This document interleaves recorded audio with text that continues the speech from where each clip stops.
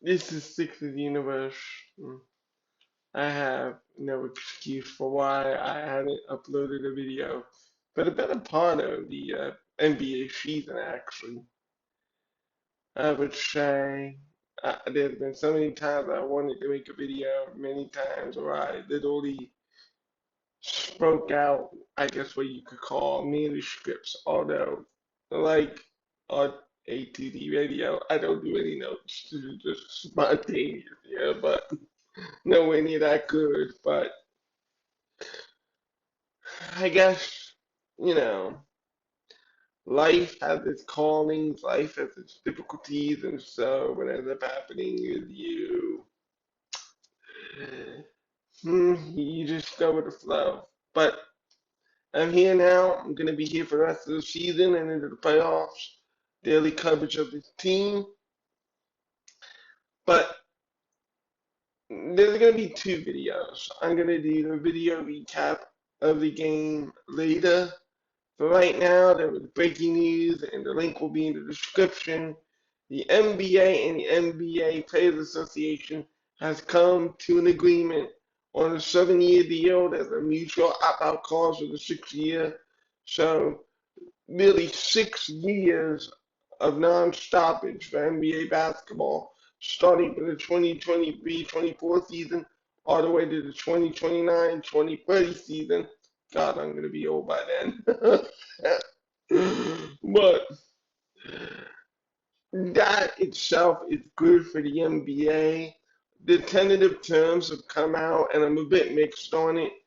So basically, what it is there's going to be an in-season tournament, and the details of the in-season tournament are even worse than I thought. The tournament games are going to basically be baked into the regular season, and after you play all these games, I guess what you could call the NBA's version of the Final Four is going to be held on a neutral site. But because the in-season tournament, which it has no connection to NBA law at all, literally the play-in at least has a tie-in to the playoffs. The mid-season tournament doesn't have anything like that. From a fan interest perspective, zero. Every NBA fan has come out against it, me included. It's a waste of time. Adam Silver just wants to do this progressive hip shit. I just want you to run the league. But I guess the players themselves didn't care. They felt like the prize money is incentive. But because of the in-season tournament, the NBA season has actually increased from 82 to 83 games. So here's the funny thing. You have these stars on back-to-back. You have the situation. And Adam Silver and the Players Association also failed on their own end, to be honest with you. The owners get everything they want, really. Although, in my opinion, the owners shouldn't even want this. But as I was saying, the players have been taking these days off, the quote unquote ducking Jokic, didn't duck Jokic, whatever. And all of those sentiments arose because of your compact schedule. You're now adding an in-season tournament and you're adding an extra game on top of it. No one's going to be happy with that. I don't know why the NBA PA didn't fight harder on this. This is Adam Silver's baby, and we're just gonna have to find out. But I'll just tell Adam Silver straight up, it's your baby. The fans didn't ask for it, the players didn't ask for it, they didn't care. But no one here really likes it, and they're gonna be clear on that. So, much to our chagrin and frustration, and Mikal Bridges has become a future superstar up there in Brooklyn. The reason we did a Mikal Bridges trade was the Miami Heat pick and the theory, the rumor that was going around, the internet, the buzzword was the Miami Heat pick was going to be one of the first picks to eligibility for when high school graduates to enter into the draft and what would be known as a double dip draft. The NBA and the NBA still haven't come to an agreement on that. That's not in here. So yet another collective bargaining, which it may not happen for some time even still. So what a letdown, and just another reminder of what a bad trade it was. Don't make trade because of a rumor that you hear. You see these rumors and they just don't materialize. And that's a warning for future front offices. If anyone who works in a front office should see this video by chance, don't do a trade because of something you hear on ESPN, Sports Center, etc. 90% of the time, the shit's fake. So yeah, other key details is that there's going to be a new secondary limit. There's already the luxury tax, but now there's basically what's going to be what I would frame it as luxury tax 2, set at 175-ish million, whatever. And if you reach that threshold, if you reach the luxury tax 2, you will not have the access to your mid-level exception. So that's going to be interesting and something to keep an eye on.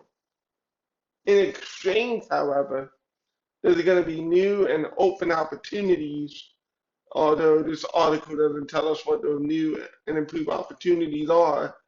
I think we'll learn more from the NBA official release, but there's going to be new and improved opportunities for mid and small market teams.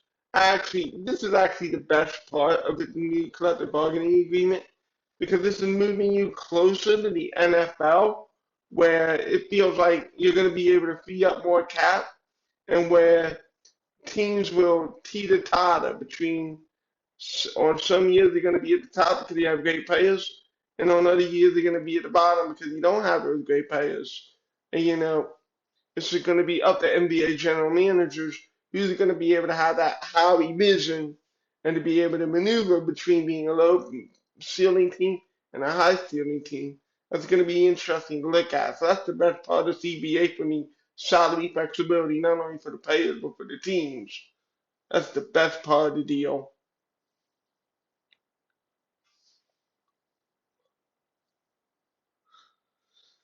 So yeah, I just wanted to debut this by getting news out there of a new collective bargaining agreement. And we won tonight, and it was a good win. And I like our adversity. I like the toughness that we showed. I'll get my full thoughts out there later this afternoon, but 51 and 26, I'll take it, say the very least. You know, the thing about this team is they found a way to win. And that to me is the different thing about this team this year. They found a way to win. You could be up big and the teams can come back and you can go feet for 16. And I agree with Doc Rivers. I thought that the quality of shots in the second half were just as every bit as good as in the first half. They just didn't go in. I thought Tyrese Maxey did a tremendous job making the reads, making the skip passes. The shooters were wide open. They just don't go down, is what it is. But I thought the offensive execution was solid. I thought the ball swinging could have been better. I thought you could have made your extra passes a second or two quicker. But that's nitpicking, is what it is. But overall, there's still an opportunity to do some damage in this year's playoffs. You know, I believe in this team. The Sixers universe signing off, that's a little bit of a hint. There'll be a more detailed breakdown of not only last night, tonight, but what I believe over the last 25, 30 games. How have I seen the season? That's all going to be coming up.